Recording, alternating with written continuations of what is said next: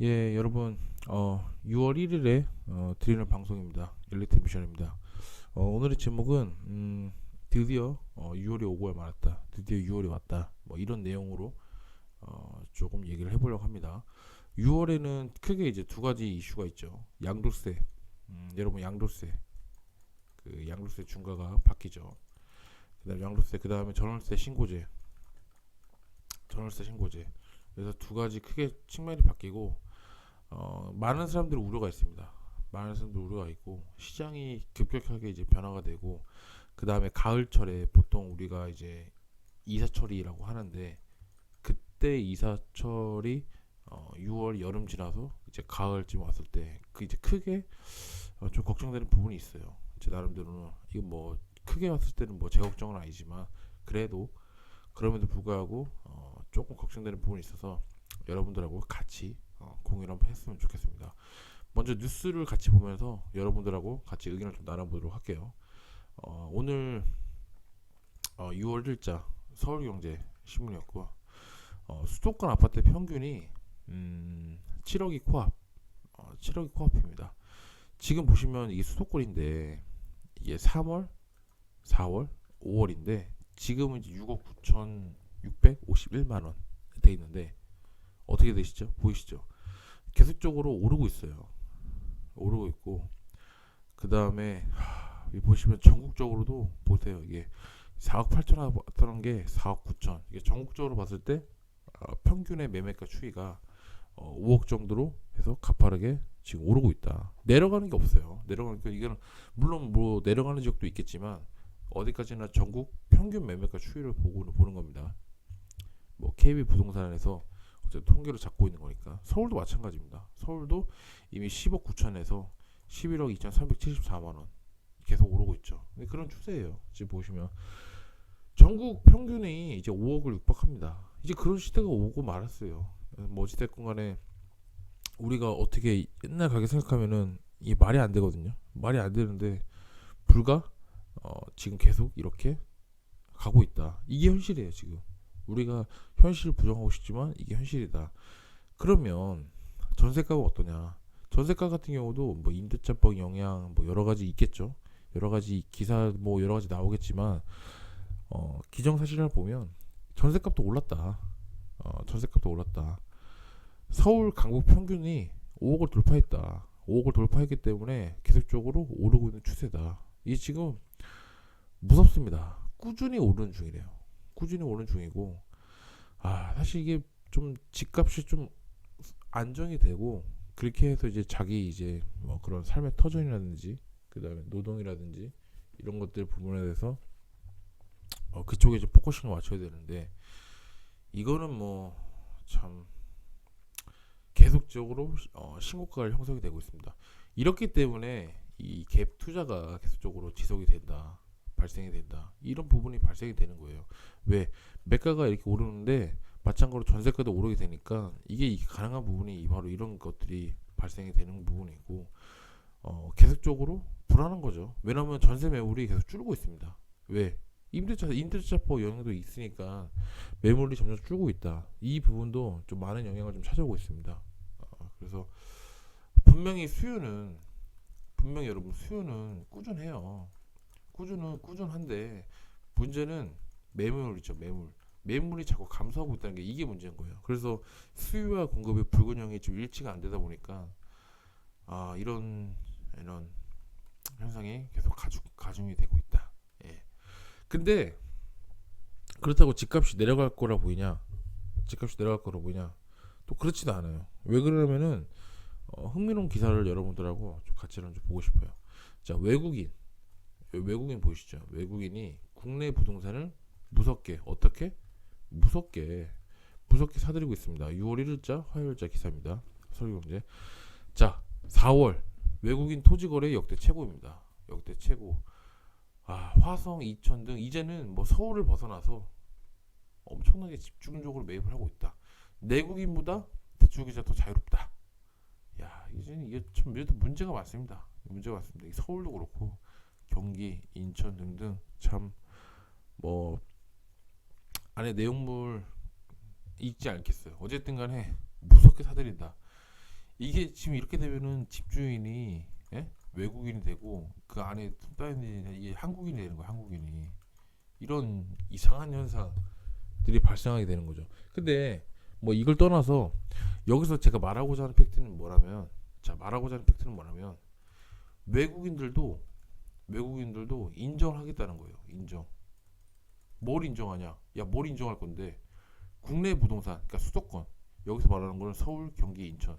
이 수도권, 이 수도권 토지 거래가 계속적으로 늘고 있고 무섭게 사들인다는 거죠. 왜 사들이겠어? 왜 사들이겠어? 여러분, 무섭게 산대잖아요. 이거 왜 사겠어요? 인정한다는 거죠. 인정. 그러니까 자산 가치로서 인정을 한다는 거예요. 이게 충분히 계속적으로 상승 여력이 있고 충분히 투자할 만한 베팅이 있기 때문에 여러분들 뭐 5억, 6억, 7억, 8억 뭐 그렇게 하는 돈을 그냥 투자하겠습니까? 여러분 그 투자 그냥 하세요? 알아보고 하실 거 아니에요. 외국인들도 수도권에 이런 자산을 분명히 인정하는 부분이 있습니다. 그렇기 때문에 무섭게 사들인 겁니다. 바보 아닙니다. 그 사람들 뭐 돈이 남아들어 사는 거 아니죠. 자기가 돈이 갖고 있는 한정된 범위 내에서 가성비를 갖기 위해서 투자하는 거죠. 그러니까 무섭게 사들인다는 건 외국인들도 그만큼 자산에 대해서 인정한다. 이 부분에 대해서 여러분들도 조금 인지를 하시고 계셔야 됩니다. 예. 이렇게 좀 기사를 보면 되실 것 같고 하나 또 흥미로운 좀 기사를 갖고 왔어요. 오늘 기사인데 네이버 뉴스 그다음에 이것저것 뭐 뉴스 인사이드 뉴스에 뭐 그러니까 방탄소년단 BTS인데 이 RM하고 지민이라는 이 친구가 있어요. 이 친구가 있는데 나인원 한남 이제 고급 주택이죠. 고급 아파트인데 대출 흥미롭죠. 고급 소재 아파트인데 자 대출이 없다. 올 현금으로 매입했다. 그러니까 여기 포커싱 맞췄어요. 여기 포커싱 맞췄는데 현금으로 뭐 63억, 59억. 그러니까 다 좋아, 다 좋은데 결론적으로 BTS 노동으로 뭐 음악도 하고 방송 출연도 하고 뭐 여러 가지 콘서트도 하고 이것저것 많이 활동했죠. 좋아요, 다 좋은데 이분들도 열심히 해서 돈을 벌었죠. 집 샀죠. 뭐 샀죠? 집 샀죠. 집을 샀다는 얘기죠. 집. 여러분 집. 열심히 해서 내 집만을 했다. 저는 그 무주택자분 여러분들 보고 계시면 진짜 부자들 가운데서 과연 집이 없으신 분이 있냐? 한번 보세요 한번 진짜로 보시면은 진짜 여러분들이 인정할 만한 부자들 중에서 진짜 한국의 부자들 중에서 그러니까 내 집을 안 갖고 계신 분들은 없다고 보시면 돼요. 그러니까 굳이 내 집이 아니더라도 어쨌든 간에 아파트나 이런 부동산 자산에 대해서 하나도 갖고 있지 않는 사람은 저는 한 번도 못 봤어요. 진짜로. 여러분도 한번 보십시오. 여러분들이 진짜 우러러 보시는 그 부자분들 혹시 아시는 분 계시면 분명히 뭐 아파트가 됐든 토지가 됐든 상가가 됐든 건물이 됐든 뭐가 됐든 간에 부동산을 반드시 끼고 있다. 이 BTS도 마찬가지잖아요. 돈 벌었어. 돈 오케이 좋아. 하지만 나인 환나 집 샀잖아요. 고급 소재 아파트 샀잖아요. 집. 이런 부분이 굉장히 중요한 겁니다, 여러분. 이게 여기에 대해서 포인트를 갖고 계셔야 되는 거예요. 이게 뭘 의미하는지, 무슨 의미를 하는 건지. 방탄소년단 부러워할 게 아니라 이게 뭘 의미하는 건지 이것들을 좀 따져보자 이런 얘기입니다. 자, 그렇다면은 정리를 한번 해보겠습니다. 6월 이후 시장의 방향은 어떻게 흘러가냐? 이거는 제가 결론만 내리겠습니다. 결론만. 좀 무서워요. 저는 어떤 점이 무섭냐? 올라갑니다. 올라갈 수밖에 없는 상황이 됐어요. 왜냐면 첫 번째로 양도세가 증가가 되죠. 계속적으로 말이 되니까 뭐 60%뭐 70%뭐 근데 이거 어마어마하게 증가됩니다. 3주택자는 플러스 30%가 증가가 됩니다. 팔겠습니까? 예를 들어서 20억을 내가 10억짜리 집을 샀는데 20억이 됐어. 그러면 시세차익이 10억이 됐어요. 근데 뭐 75%를 내야 돼. 예를 들어서.